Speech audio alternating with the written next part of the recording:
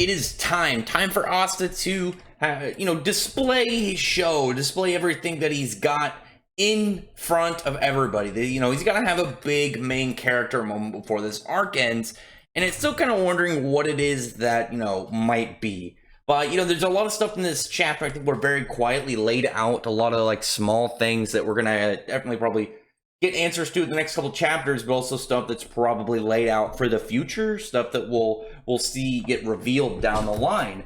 Now, the first of these things that I really want to look at and just kind of like think about is the weapon that the devil's using. It's not... It doesn't seem to be magic, obviously, because the anti-magic sword, the demon beheading sword, didn't dispel it or anything. It just kind of, clashed into it like a normal weapon, but it has an ability. It can disintegrate magic that it makes contact with.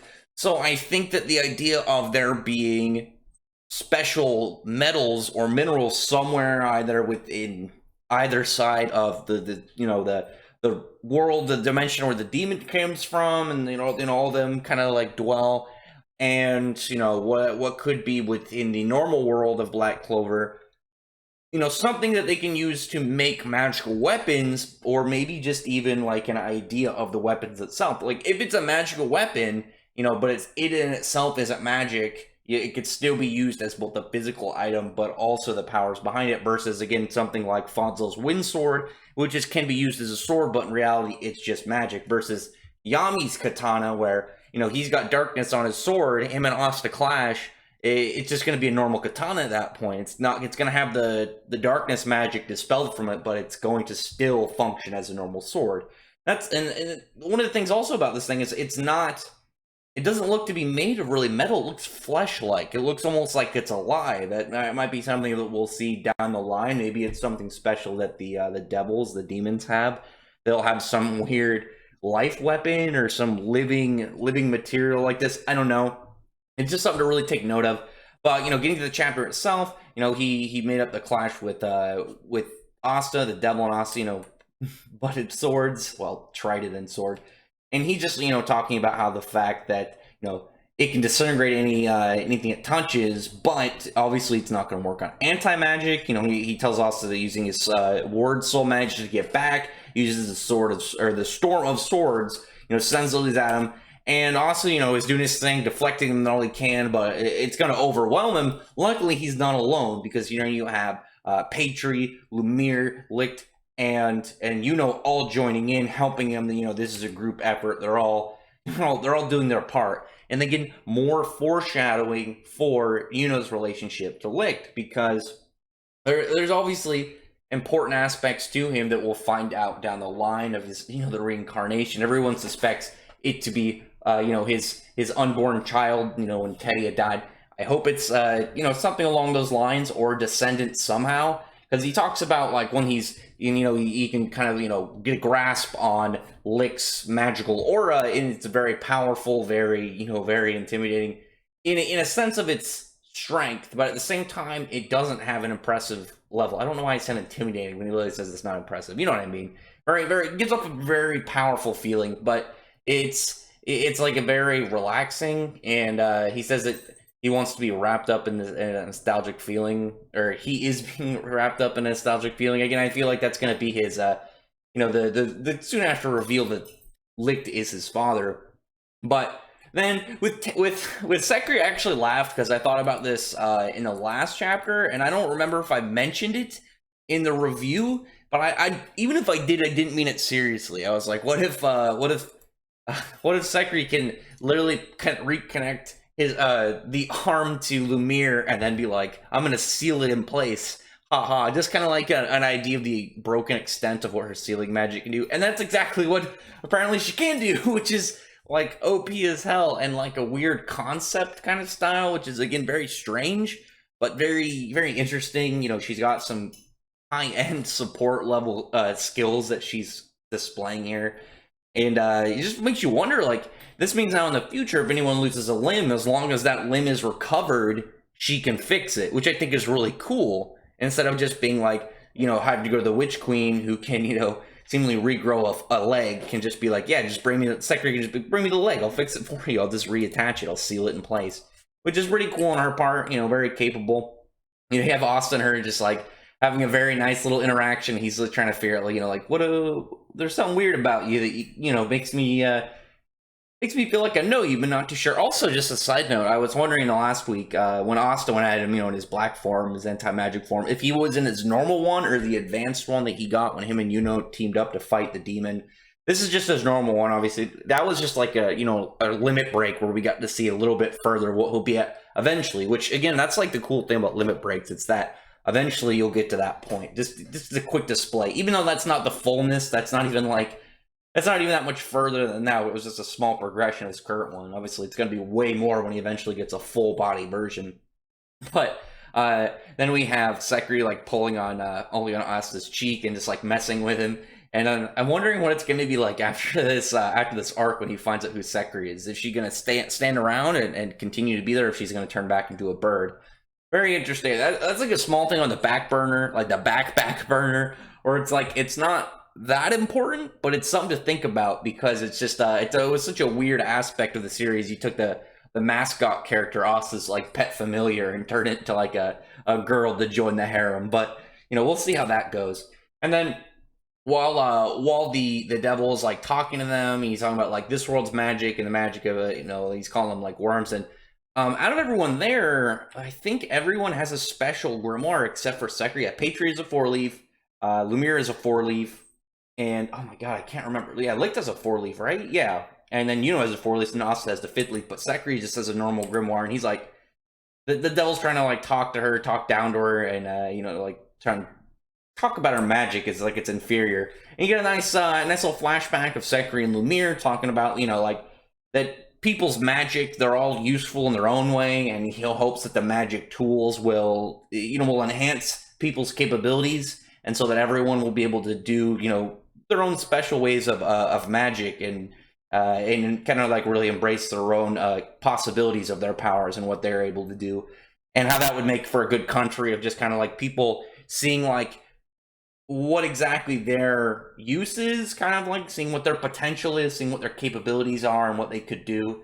and where they could lie within the kingdom, the whole grand scheme of things, which I think is pretty cool. Like he obviously wants a very happy, peaceful, and functional country, which was really nice of Lumiere.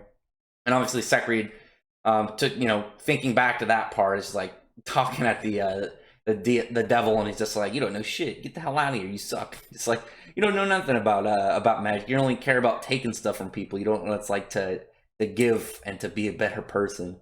And then the devil's just like, he just finds it funny because like while he's talking to them, he's just like, I don't think you guys realize that you need to hurry up, because otherwise, even if we are in this fight for a long ass time, your friends on other floors eventually are going to get swallowed up by the weird like slug leech like magic from the demon dimension, I'll just call it, the other world where he's from.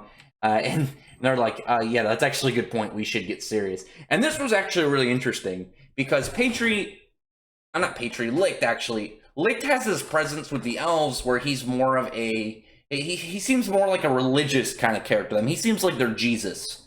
And I think a good comparison is something like My Hero Academia, where you have All for One. And the thing about him that I think is really interesting isn't the fact that he's just this big, powerful bad guy. It's his presence to other villains. They looked at him. He has the ability to take powers away, but he also has the ability to give them. So you could literally just be like a thug on the streets, and you prove yourself, he'll give you a power. He has this almost deity-like presence with them. He literally give you a new life by giving you a power, or take something away from you that you've had you for years, your entire life. You get your power in their world at like 5 or 6 or something like that. And just kind of imagine that he has an almost religious kind of like position with them. There's a lot of people that worship All for One, and his was really cool because that's the thing I like about the way that other villains kind of view him and his presence with him. And with Licht, he has a similar one, which I think is really cool, because where you look at something like the anti-magic swords, and I talk about how like I believe that their actual use, when all the anti-magic like layers chipped away, seems more like the power of the swords from the one-shot. If you've read the one-shot of Black Clover, Asta's power wasn't Anti-magic, it was stealing, magic thievery.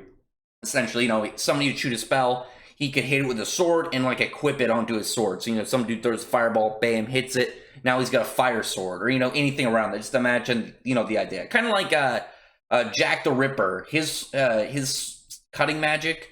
But imagine instead of like adapting to it, it just absorbed it instead, and then could use that same power instead of his crazy adaptability blades. But the idea with that is Licht, who's now got the Demon Dweller sword, and he's got its true form, and not only is he able to, absorb magic to, like, absorb attacks where he can absorb it, throw it back, or what we saw when he first had him where, used Spirit Storm, all it did was touch the attack, and then it kind of just, like, drains into it like lightning to a lightning rod. And here we have the display, I think, that makes him a really cool leader character, really interesting for his position amongst the elves, is he can drain magic from the other ones. You see, like, Fuego Leon, again, really good for him saving the guys who were possessed by the elves, and you see them, the one that took over Rilla, I think it was Rilla, I don't remember entirely. Again, also, Charmy won her first real fight instead of against like fodder, like one-shotting somebody after the fact. And you had Carla and Raya and pretty all the elves, and you see them all glowing and all their magic, including Fauna too, which is I thought was funny that Charmy's fight is over, but here we have Fauna against Jack and against Noelle still going. I mean, that's pretty impressive for her, I gotta say. And I don't think they showed. I'm just looking back really quick. I don't think they showed Vito and... Oh, wait. No, I think that's Vito defeated on the ground. I was thinking about like what happened with him and Marileona, but it looks like that panel right after with Fauna is Vito, which damn means Marileona won. He's absorbing all their magic, putting it into his sword, which again, I think is really cool. Because not only do you have this leader character, but it's like the way that a lot of people look at him, they have this, again, very... almost religious way of viewing Licht, where he's not just the leader of the elves. They looked at him as this kind of like savior-like character. We saw that in the flashbacks and whatnot, and how the elves have talked about him since the start of the series. And not only is he a good leader in that aspect, but also he can be a leader by literally being able to absorb their power and put them, everything into his sword, which is really cool. From the fact that he can also act as a singular powerful unit. He's their savior character in a literal sense. He's literally their ultimate weapon and ultimate defense is Licht. Anything happens, they can literally put everything into one sword, into Licht's blade, and strike him down. Which makes me wonder what the other powers of the swords are. Because I mentioned that when the chapter happened, once the anti-magic layer came off the Demon Dweller sword, it seemed like it had more abilities. Like, instead of just a slash, you could also shoot beams and stuff.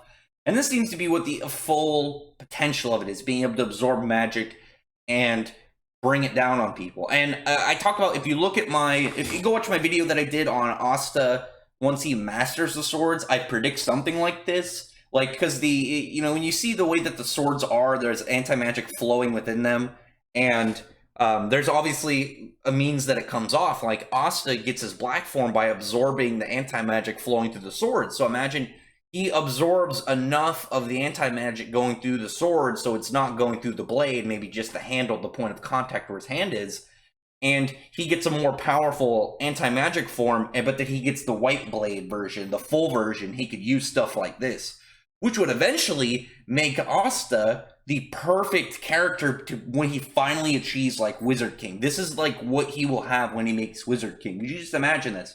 Imagine like a big threat, like say Super Demon number 2 shows up and somebody has to defeat him. Asta could literally absorb the power of all the captains, all the magic knights, and put it into one blade for one super attack. Imagine that way later on in the series. That would really interesting in its own aspect of just like, not only is it a really powerful weapon, but it has like this pure raw leader aspect to it. I think it's really, really, really cool and telling.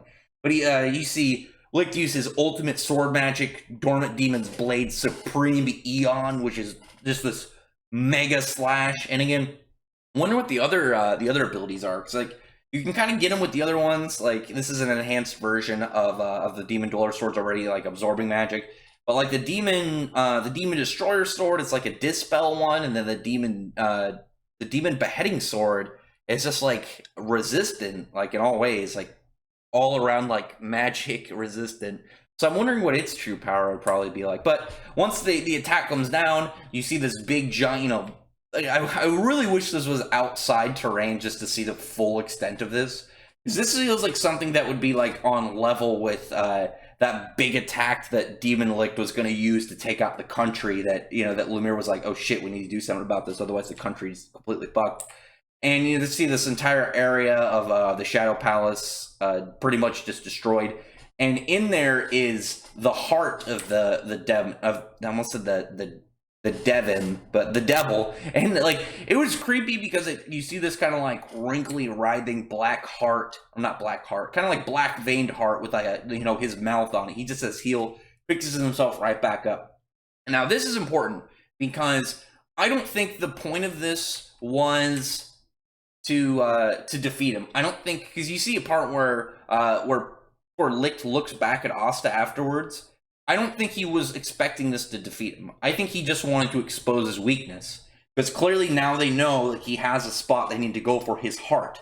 Because you know, you destroy his physical form, his heart's still there, and you have a means to do it with the anti-magic. Because now, if you get him to that point, you stab him with any of the anti-magic swords, he's not going to be able to use his soul word magic.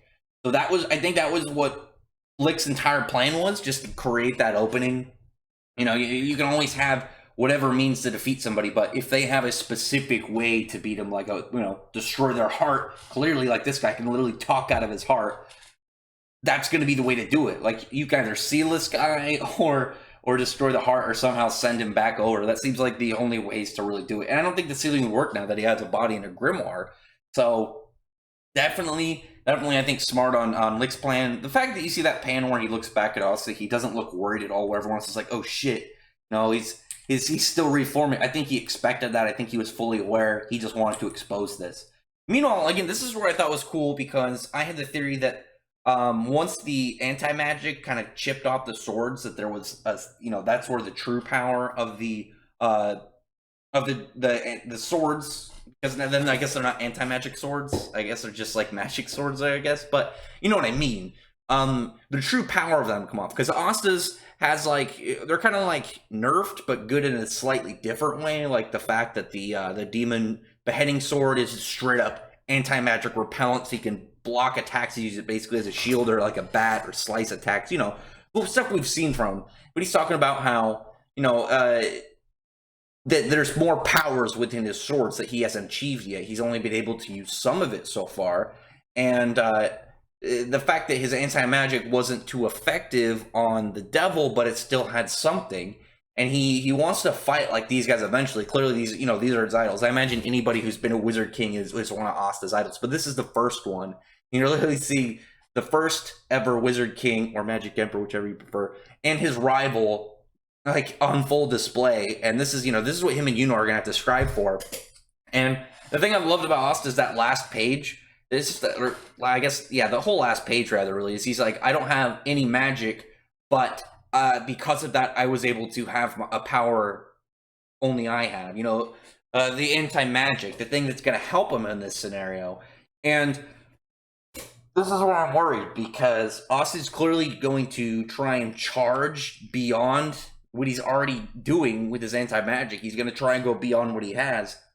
And I've talked about this a lot. I talked about this a lot about this arc. And the thing that I really, really want, I think the most out of everything in this arc so far, is I want the demon within Asta's grimoire to take over. Because I want to see what exactly, just a split, what he's like. We've only really had that one time back in the Witch's Forest, where we got to see him have like a normal dialogue. I want to see two demons talk, but I also want to have a good takeover moment. You know, you always have the characters in berserk mode. You have Aetherius Natsu, you have the old kind of like classical like Nine Tails Naruto, Hollow Ichigo, anything like that, where, you know, they go into this berserker state. And I want to see that from Asta. And it would be a good way to have him and anti-magic be way more powerful in this, without making Asta somehow jump way more levels than he should and somehow fight with these guys. Because he's clearly able to do stuff. You know, they're using him for sport. You know, he's using his wind to help move him around. He's got anti-magic on, you know, for obvious uses. and at the same time of where you have, you know, Licht, Patry, and Lumiere, oh, and Sekri. I haven't mentioned Sekri that much in this, all going against the demon. So I want to see him take over. I really want to see Asta just try and like go beyond even this, and then just lose himself, and not to be like the demon. Because I still feel like the demon's a good guy. I feel like he's on Asta's side. I feel like the demon of the anti-magic grimoire likes Asta. We saw that he seemed pretty friendly with him. He didn't seem evil, and I want to see the demons' interactions so bad, because we don't know anything about any other demons other than this one small time we got to really talk to the anti-magic demon, and this demon who's very very sharp-tongued, very malefic, very evil. So tell me in the comments what you think about this. I'm looking forward to next chapter. Black Clover's so good at just like leaving me off at such excitement, and even that last bit when it's like time to release potential. I know Asta's probably gonna do some cool main character moments, but please, even if it's the full next chapter where he goes into like some cool, very short moment of just like pressing forward, I just want to see that demon take over. I think it'd be so cool, because like he's still like the weakest there, because Yuno and him and their forms obviously are close to the same, but Yuno can stay in his way longer now because of his elf form. And you know, you got Lumiere and Licht, they're their own league. Patry is already super strong, and he's got light magic. I guess now it's demon light magic, so it's even stronger.